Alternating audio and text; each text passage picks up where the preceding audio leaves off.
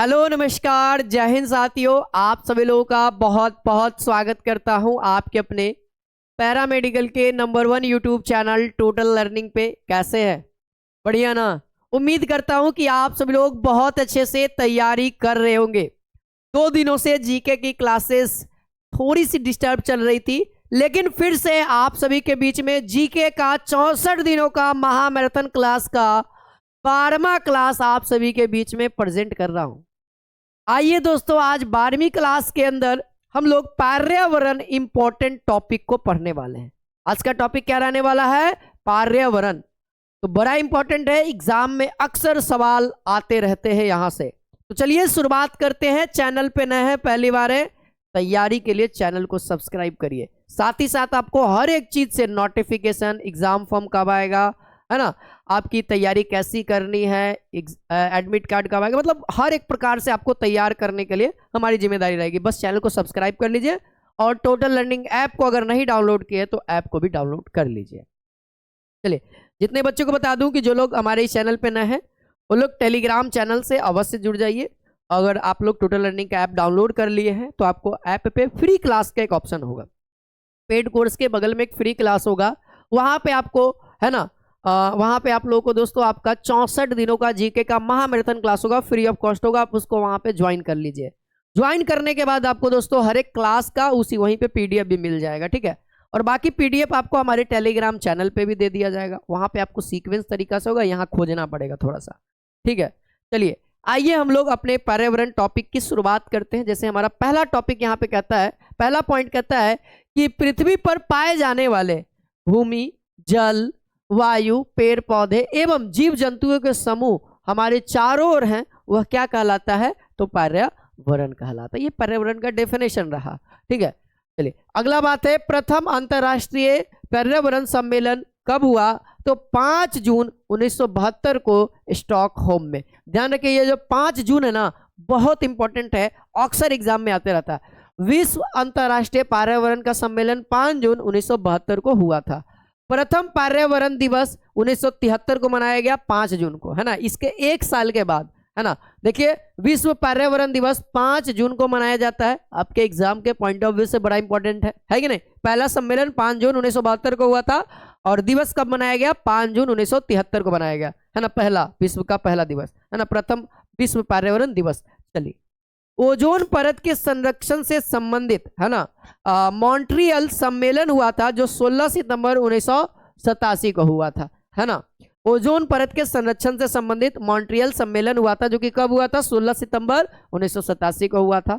साथ ही साथ एक और इंपॉर्टेंट बात है कि विश्व ओजोन संरक्षण दिवस हम लोग 16 सितंबर को मनाते हैं, क्योंकि उसी दिन हम लोग बात किए थे इसके संरक्षण के ऊपर, है ना, कैसे संरक्षित किया जाए, है ना। 16 सितंबर ध्यान रखेंगे।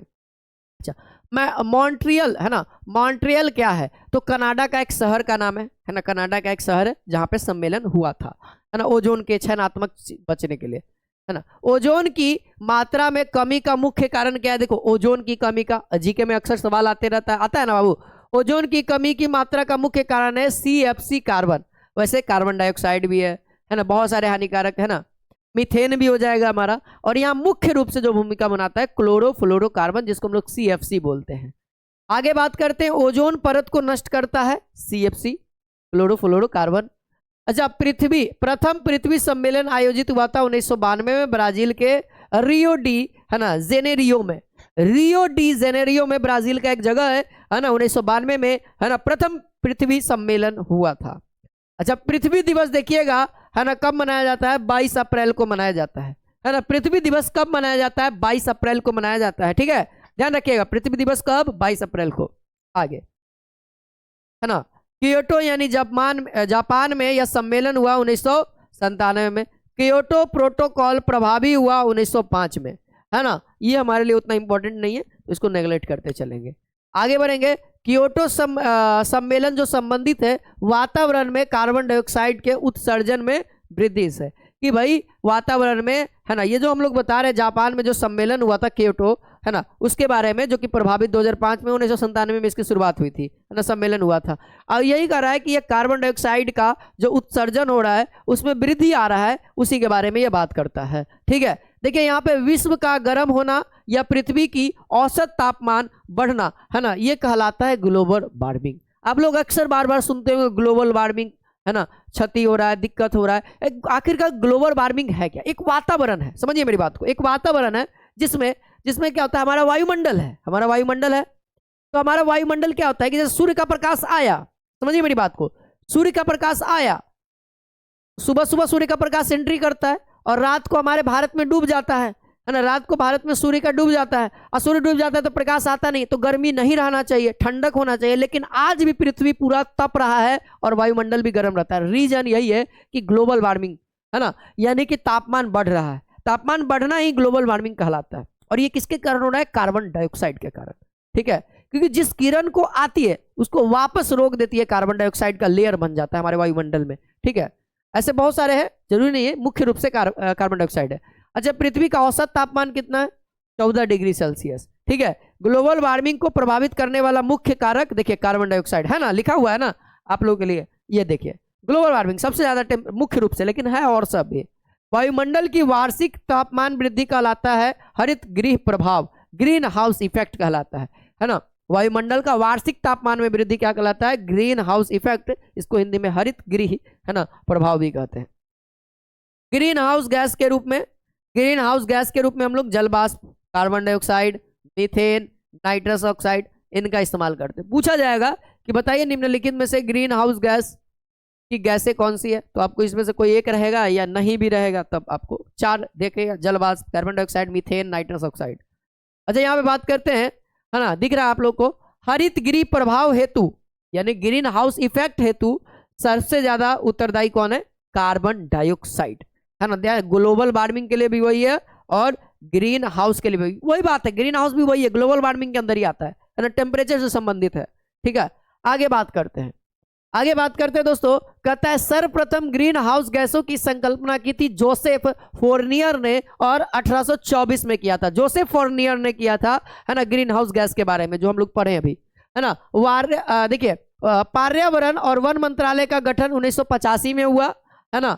भारत सरकार ने पर्यावरण संरक्षण अधिनियम लागू किया 1986 में। बड़ा इंपॉर्टेंट हो सकता है ना, बहुत इंपॉर्टेंट हो सकता है कि भारत सरकार ने पर्यावरण, है ना, पर्यावरण संरक्षण अधिनियम कब लागू किया? 1986 में।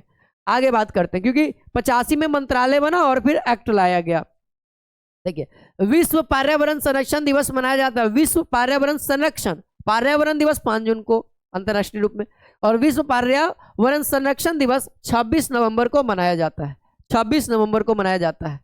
पर्यावरण संरक्षण के लिए काम करने वाले अंतर्राष्ट्रीय एजेंसी ग्रीन पीस है ना, ग्रीन पीस, जिसको हम लोग एमएसड्रम कहते हैं, एमएसड्रम कहते हैं, एमएसड्रम। ठीक है, अंतर्राष्ट्रीय पर्यावरण अनुसंधान केंद्र कहाँ है? नागपुर में है।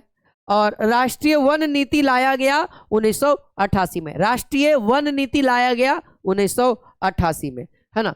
अब थोड़ा सा लास्ट टॉपिक है, थोड़ा सा ध्यान दीजिएगा, है ना। राष्ट्रीय जल नीति की घोषणा 2002 में, राष्ट्रीय जल नीति की घोषणा 2002 में, राष्ट्रीय पर्यावरण नीति की घोषणा 2004 में, है ना। राष्ट्रीय हरित प्राधिकरण की स्थापना 2010 में, राष्ट्रीय हरित प्राधिकरण की स्थापना 2010 में, है ना। विश्व नम भूमि दिवस मनाया जाता है, विश्व आर्द्र भूमि या नम भूमि दोनों कह सकता है, तो 2 फरवरी को।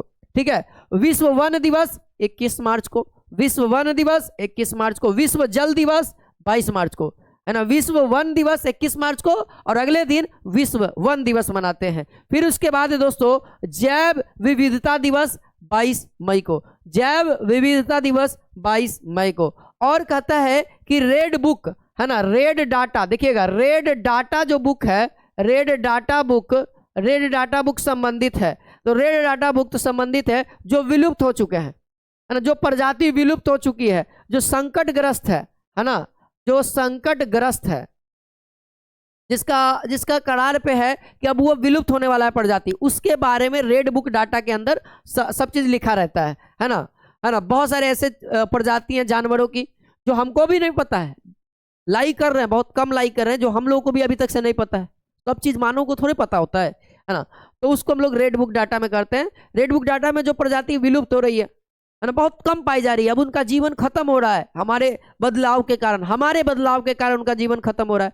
जैसे आप कभी नोटिस किए हैं आप अपने जीवन में, आज से करीब करीब हम बताते हैं, जब इंटरनेट नहीं था, टावर बहुत कम थे, जब हम लोग बटन का मोबाइल यूज करते थे, मैं बता रहा हूं दोस्त, मैंने ये बात फील किया है कि जहां मेरा मकान था वहां पे बहुत छोटा छोटा एक खुद बुद्धि हम लोग उसको कहते हैं, उसको हम लोग, एक चिड़िया आता था खुद बुद्धि, ठीक है, देखिएगा ना, उसको नोटिस करते थे ना हम लोग, उसका जो पीछे का जो पुछिया है ना, ऑटोमेटिक अपने अपने उठते रहता था, ऑटोमेटिक अपने अपने उठते रहता। वो जो चिड़िया है ना, वो चिड़िया अब दिखता ही नहीं है। अब हमारे पूरे आसपास जो एरिया ना, वहां तक हमको कोई चिड़िया नहीं दिखता है। कभी कभी कौवा दिखता है, अब तो कौवा नहीं दिखता है बाबू। पहले कौवा दिखता था, कोयल दिखता था, उल्लू दिखता था, अभी सब कुछ नहीं दिखता, 9 के बराबर, एकदम एकदम 9 के बराबर। कभी कभी आ जाएगा टूटते फूटते, तब समझ रहे हैं क्या क्या हो रहा है पृथ्वी के ऊपर। आप नोटिस नहीं करते, लेकिन हम नोटिस किए हैं। आप भी कभी ना कभी सोचिएगा कि आज से पहले हम देखते थे क्या चिड़िया को, आज देखिएगा जाके छत्ता पे, ठीक है। तो ये चीजें हैं, विलुप्त हो रही है, तो उनके बारे में धीरे धीरे रेड है ना, रेड डाटा बुक के अंदर ये चीजें मेंशन रहती है। तो आशा करता हूं कि आज का पर्यावरण का टॉपिक, जो छोटा टॉपिक था, आप लोगों ने कवर किया आपके एग्जाम के पॉइंट ऑफ व्यू से। फिर मिलते हैं दोस्तों, है ना, अगली क्लास के अंदर 64 दिनों की महा मैराथन सीरीज के अंदर। आज के लिए यहीं पे मिलता हूं नेक्स्ट क्लास में। जय हिंद, जय भारत।